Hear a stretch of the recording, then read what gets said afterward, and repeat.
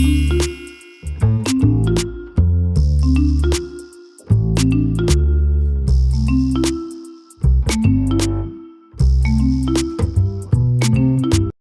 aspirants, welcome or welcome back to my another video. So today's video is going to be how I am preparing for CTET 2025. सो सबसे पहले सुबह उठ के मैं अपना revision start करती हूँ। मेरा दिन रिवीजन से स्टार्ट होता है। जो भी मेरे प्रीवियस नोट्स होते हैं मैं उनको रिवाइज़ करती हूँ, क्योंकि रिवीजन बहुत ज़्यादा ज़रूरी है। मुझे ऐसा लगता है कि जितना ज़्यादा हम टॉपिक कवर करेंगे वो ज़्यादा ज़रूरी नहीं है, लेकिन रिवीजन बहुत ज़्यादा ज़रूरी है। तो सबसे पहले आपको करना है कि जो भी सीटेट का सिलेबस है उसको डाउनलोड करना है।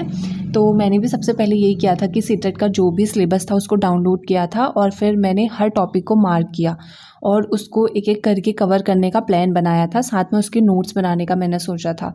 तो ये स्टेप बहुत ज़्यादा ज़रूरी है, क्योंकि बिना सिलेबस के आपको पता ही नहीं चलेगा कि आपको क्या पढ़ना है और क्या छोड़ना है।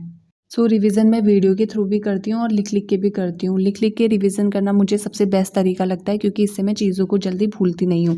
तो रिवाइज़ करने के बाद मैंने ऑनलाइन सिल्क की हेयर कैप मंगाई थी, तो उसमें क्रंचीज़ भी आई थी। तो बॉक्स ओपन किया, तो उसके बाद मैं दोबारा से रिवाइज़ करने बैठ गई थी, क्योंकि मेरा रिवीजन अभी थोड़ा सा बचा हुआ था। क्योंकि मैं एक दिन में 2 या 3 टॉपिक्स को रिवाइज़ करती हूँ और उसे बहुत अच्छे से रिवाइज़ करती हूँ, ताकि मैं उसे देर तक याद रखूँ। तो अगर आप लोगों ने भी अभी तक नोट्स नहीं बनाए हैं तो पहले नोट्स को बनाइए और फिर उसको डेली रिवाइज़ कीजिए। तो रिवीजन कंप्लीट करने के बाद मैंने पिया नारियल पानी। देन उसके बाद मैं पढ़ने बैठ गई थी साइंस। तो साइंस में मैंने माइक्रो ऑर्गेनिजम्स वाला जो चैप्टर है उसको दोबारा से रिवाइज़ किया। सो आप चाहे किसी भी पेपर की तैयारी कर रहे हैं, चाहे पेपर 1 हो या पेपर 2 हो, ईवीएस, साइंस, एसएसटी, तो आपके लिए एनसीईआरटी बहुत ज़्यादा ज़रूरी है। तो आपको 6 से लेके 8 तक की जो भी एनसीईआरटी के जितने भी कंसेप्ट हैं वो आपको सब क्लियर करने हैं। आपको कंसेप्ट क्लियर करने पे फोकस करना है, आपको सिर्फ रटना नहीं है।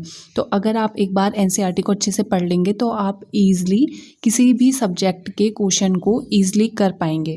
और अगर आपको समझ नहीं आ रहा है कि आप किस टॉपिक पे कितना फोकस करें, तो उसके लिए आप प्रीवियस ईयर पेपर को एनालाइज कर सकते हैं। वो बहुत ज़्यादा ज़रूरी है, क्योंकि आपको उससे अंदाज़ा आ जाएगा कि किस टॉपिक से कितने क्वेश्चन पूछे हैं और कौन सा टॉपिक कितना ज़्यादा इम्पोर्टेंट है।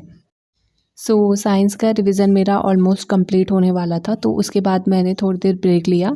तो मेरा गीता पढ़ने का मन था, तो मैंने थोड़ी देर गीता पढ़ ली। उसके बाद मैंने अपने सारे काम निपटा के अभी शाम के बज रहे हैं 8:17, तो मैं दोबारा से अभी मैथ्स लेके बैठ गई हूँ। सो मैथ्स के लिए मैं फॉलो करती हूँ लेट्स लर्न के उदय सर को, क्योंकि वो कंसेप्ट के साथ साथ पीवाईक्यू भी समझाते हैं। तो मैथ्स में ऐसा है कि हमको जितना ज़्यादा हो सके उतना क्वेश्चन को प्रैक्टिस करना है और अपना स्पीड को इम्प्रूव करना है। तो प्रिपरेशन के लिए आप अपने वीकली टारगेट्स बना सकते हैं। मैं हर हफ्ते अपना टारगेट बनाती हूँ कि इस हफ्ते मुझे इतना अपना चीज़ें कवर करनी है, तो इससे हमारा ईजी हो जाता है प्रिपरेशन करना। सो गाइज़, ये थी मेरी आज की वीडियो एंड आई होप ये आपके लिए हेल्पफुल रही होगी। सो अगर आपका कोई भी क्वेश्चन हो तो आप मुझे कमेंट कर सकते हैं। And bye bye, take care, do subscribe for more.